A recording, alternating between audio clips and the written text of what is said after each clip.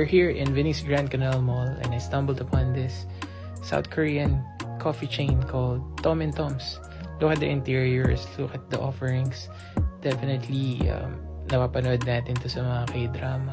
So, aside from coffee, they also have smoothies, pizza, and daming pastries, no?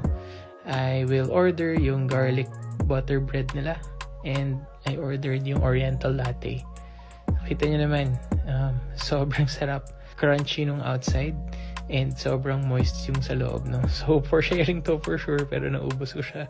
Yung oriental latte naman, sobrang sarap din. Parang version nila ng Spanish latte, but not too sweet. And ang bait ng server ko, si Kuya Lawrence. And kita nyo naman, especially in this hot day, yung service nila okay. Meron ka agad mga cold water na you can have on your own. I'll definitely come back here. So, come visit them at Venice Grand Canal Mall or other branches ng Tom and Tom's.